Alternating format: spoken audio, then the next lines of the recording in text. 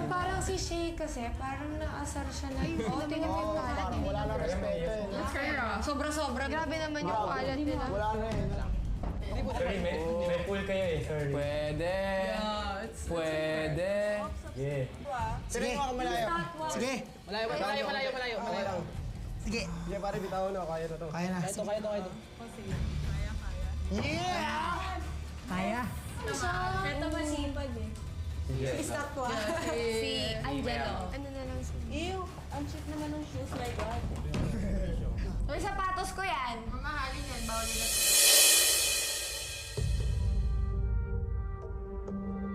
May pagagawa ko sa inyo ngayong gabi.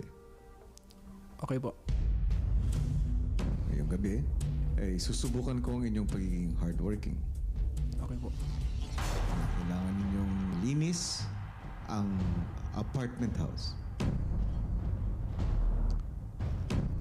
Habang lahat kayo ay nakabigkis gamit ang isang malaking belt. Paglilinis na gagawin ninyo sa apartment ay tatagal lamang ng 30 minutes. Si Joe. There was si Joe.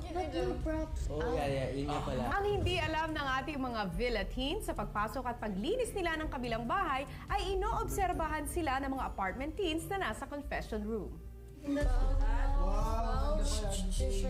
Unahin natin sa dito. Ang dumi naman.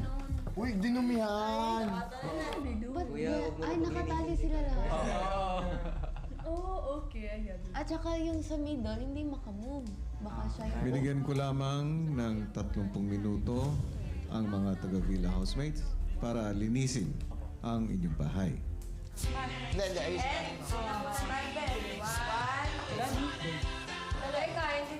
Mga babsu! Ay, Hindi, teka lang. Kunin natin yung mga unang pet. Uy, ang lit ng boses!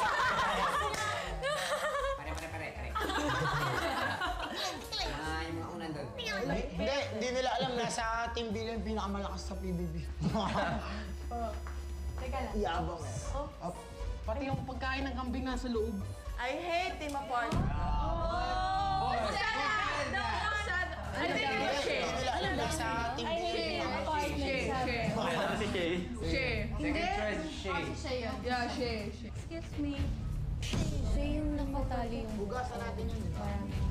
Sino nag-iinit? Let's just follow Big Brother so that we can not violate again. Wait lang, parang si Shay kasi, parang naasar siya na. Oo, tingnan mo yung kalat. Parang wala na respeto eh. Kaya, sobra-sobra. Grabe naman yung kalat nila. Wala na eh. Sorry, may pool kayo eh. Sorry. Pwede. Pwede. Yeah. Sige, ako malayo. Sige. Malayo. Sige. Sige, pare, bitawan na. Kaya na to. Kaya na. Kaya to. Yeah! Kaya. Ito masipag eh. Si Statwa. Si Angelo. Ano na lang si... Ew, ang cheap naman ng shoes, my God. Uy, sapatos ko yan. Mamahalin yan, bawal nila sirayan. What? That's stupid, man. Lalagyan ko na sa mukha na si ano, si... Don't bump a pillow. Dude! What the hell is wrong with your man? Michael Bennett. Hindi na ako Did they confiscate your man? Oh, pati mga ano kanila. Kaya nga eh, they're so bastos, di ba? Hindi naman. Ginamas lang. Di ba, ayos nga doon, no? Okay, yes lang. Di ba, naayos doon natin dito, no? Sabi, sa atin ko, ginulo nyo. Map. Tapos ginulo niyo sa atin, sasampay niyo sila. Tatawanan ko lang sila. Nakainong towel yun. Oh! Sino yun? Laban mo yan. Pati yung picture. Ala. Kanino? Akin. We got foul. Mataray din ako pag naupo na. Tumataray pa naman ako. Damn, she just doesn't care. Did it. Ba't walang kama, nakabalig lang sila? Ay, ha! That's so cheap. Ano daw? Wala daw tayong... Ayo! No! Di ba? Hindi ko mahulog! Kuya, tama na po. Kami na lang po, kuya. Oh! Hindi, buti nga si yung tinitiklop niya eh. Yeah. Grabe ang parang. Tricia, pare. Yan, Trisha. Ay, lagay mo na lang dito yan. Sige, kay Trisha yan. Ayun na ang taray niya. O mukha niya lang yung mata? Baka mukha Mukha nga siya eh. Mukha siyang maldita. Hindi. Wala naman personal. Pero ayoko talaga yung ginawa niya. Yeah, that's why. Si Shay, tsaka si... Kung pwede dalawa, syempre si Shay tsaka si Kyra. Pero mas mabigat yung kay Shay. Wow, parang luminis ah. Ginanon niya sa mirror. Binasa niya, sabi niya kay Trisha to. Tapos ginanong-ganon niya. I hate team apartment. Bye, Villa. Kasha kayo? Ay, bye apartment. Pares. Yan, Kasha. Papalam ko lang siya. Kuya, nakakaasar po. May idea na kami kung ano yung ugali nila. Yung iba po sa kanila parang hindi sensitive. Parang porket hindi po sa kanila na they can do whatever they want with it. Hindi po namin masyadong gusto si Shay. Although, nagki-clean siya, masipag siya. Pero, it's not about cleaning po eh. Yung tinetest kasi yung patience, yung ugali.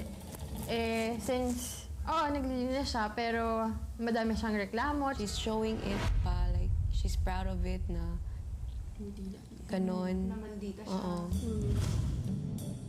Malinis na ang apartment ni Kuya pero dahil sa nakita ng apartment teens sa ilang villa teens, mukhang mas umiiting na ang clash.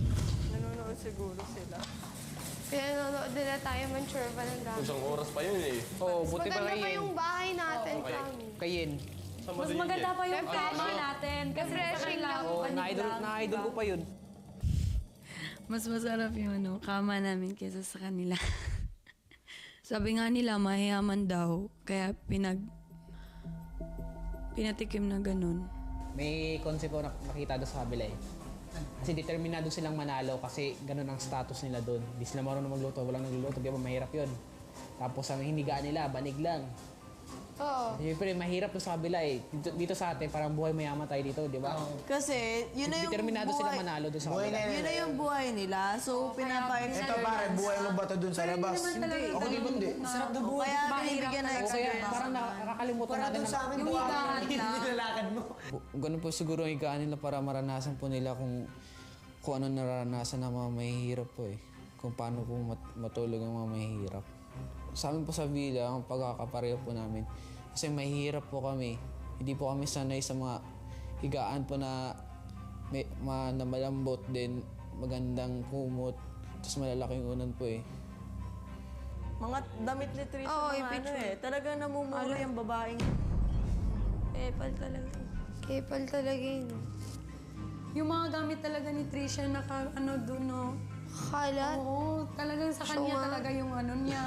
Parang, ginagamit yung niya, ganyan. Ano tawag doon? Towel. Dito rin, nadumihan yung towel niya, nadaanan. Kasi wala yung brain, hindi niya ginagamit. Talagang kinalat niya lahat ng laman. Sana yung inaarte niya na, I'm Bella, ginamit niya doon kanina. Oo nga. Bella means beautiful, but she's not pretty.